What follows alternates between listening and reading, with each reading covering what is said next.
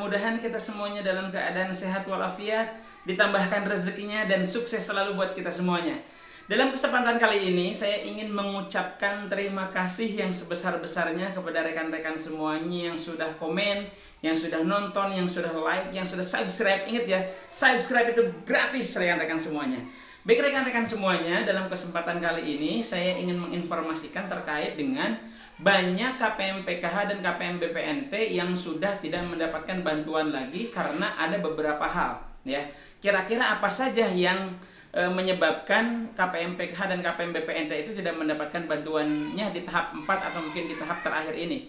Yang pertama, ada beberapa KPM yang melaporkan ke saya, kok di tahap sebelumnya, di tahap 3 dan di tahap 4 itu saya mendapatkan bantuan, sedangkan di tahap 5 atau di tahap akhir ini saya sudah tidak mendapatkan bantuan lagi gitu ya. Pas saya cek di 6NG, ternyata salah satu anggota KPM atau mungkin KPM PKH yang mendapatkan bantuan di bantuan sebelumnya itu pas saya cek di 6NG ternyata mendapatkan honor atau mungkin tali asih dari pemerintah daerah yang bersumber dari APBD.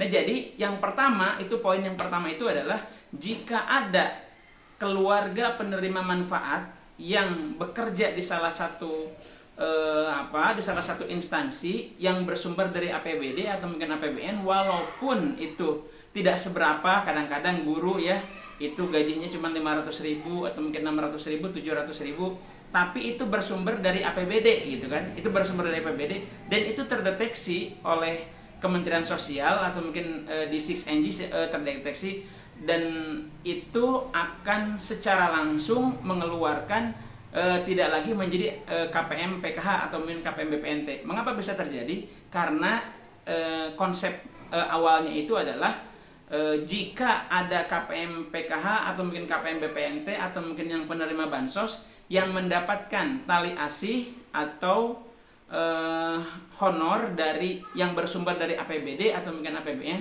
maka tidak layak untuk mendapatkan bantuan sosial. Itu pertama. Terus apalagi kira-kira yang bisa dikeluarkan dari KPM PKH? Yang kedua, di mana KPM PKH tersebut itu tidak memiliki komponen yang ditentukan oleh Kementerian Sosial. Nah, akan tetapi ini dalam satu keluarga itu masih ada komponen. Kok dia sudah tidak mendapatkan lagi? Nah, komponen yang dimaksud di sini itu adalah khususnya komponen balita ya. Nah, komponen balita ini ada beberapa KPM yang sudah tidak mendapatkan lagi bantuan PKH-nya, akan tetapi pada faktanya dia masih ada komponen balita. Ternyata di ketentuan baru ini adalah balita ini maksimal balita anak kedua. Apabila balita ini anak ketiga dan anak keempat bahkan anak kelima, dia sudah tidak dianggap menjadi komponen lagi. Artinya sudah tidak mendapatkan bantuan lagi, artinya keluar dari PKH jika tidak memiliki komponen yang lainnya kecuali yang balita yang anak ketiga. Nah, anak ketiga ini tidak dihitung menjadi komponen PKH gitu ya. Terus yang selanjutnya KPM PKH ada lagi yang tidak keluar lagi gitu kan. Nah, tidak memiliki komponen secara keseluruhan apa saja tidak memiliki kecuali dia hamil. Nah, ketika dicek itu adalah hamil keempat ya, hamil keempat. Nah, hamil keempat juga ini tidak masuk dalam kategori PKH karena PKH maksimal itu pada kehamilan kedua gitu ya. Nah, jadi itu ada beberapa tuh. Yang pertama itu tadi APBN yang mendapatkan tali asih bersumber dari APBN, terus yang bersumber dari APBD, terus balita maksimal anak kedua, terus kehamilan anak kedua. Terus yang sedang banyak-banyaknya yang keluar dari PKH dan BPNT itu adalah apabila dalam satu keluarga itu, dalam satu kakak kartu keluarga itu, dia ada yang bekerja mendapatkan gaji UMR itu tuh, atau mungkin gaji UMP atau gaji UMK. Jadi sudah dipastikan yang memiliki gaji di atas UMP, UMK atau mungkin UMR itu akan dikeluarkan dari semua bansos, bukan hanya PKH saja, bahkan KIS-nya juga itu akan nonaktif gitu ya. Nah, bagaimana kalau bukan keluarga inti dia itu bukan keluarga inti tapi dia numpang kakak. Nah, konsepnya itu adalah yang terdata di dalam satu kakak, apabila terdata dalam satu kakak itu sudah dipastikan bahwa tidak akan cair lagi dan keluar dari bansos ya. Nah, itu beberapa faktor mengapa KPM PKH, KPM BPNT bantuannya itu tidak cair lagi, karena komponen yang biasanya ada dalam satu keluarga tersebut atau main kategori tersebut akhirnya jadi ada perubahan, akhirnya tidak cair lagi. Terus komponen PKH apa saja ya, sama seperti dulu, cuman perubahannya itu di kategorinya saja. Jadi komponen PKH itu tetap ada 3. Pertama itu adalah komponen pendidikan SD, SMP, SMA. Terus komponen kesehatan ada kategorinya itu ibu hamil. Nah, ibu hamil maksimal di kehamilan kedua.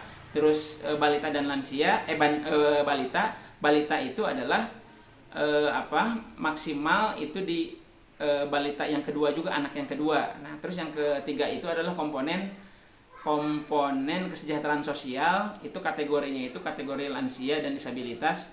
Nah, lansia dan disabilitas itu informasinya itu dihitungnya itu sampai 4 kategori. Artinya ibu mertua, bapak mertua, ibu kandung kita dan bapak kandung kita juga itu bisa masuk secara keseluruhan apabila terdaftar dalam satu kakak gitu ya. Nah, itu saja yang bisa menyebabkan mengapa tahun 2024 nanti mungkin di tahun 2023 akhir ini, yang kemarin itu yang awalnya sudah mendapatkan, nah sekarang di akhir tahun 2023 itu sudah tidak mendapatkan lagi. Nah, di tahun 2024 apabila ada terdeteksi lagi KPM PKH ini banyak yang keluar. Nah, nanti saya akan nge-share gimana caranya supaya mendapatkan bantuan sosial, karena target pusat itu sama halnya PKH itu 10 juta KPM. Nah, karena ini banyak yang keluar, otomatis bagaimana caranya orang-orang yang membutuhkan bantuan bisa masuk ke bantuan tersebut itu. Di video selanjutnya saya akan nge-share bagaimana caranya mendapatkan bantuan sosial secara lengkap dan detail. Mungkin itu saja yang bisa saya sampaikan. Wallahu a'lam.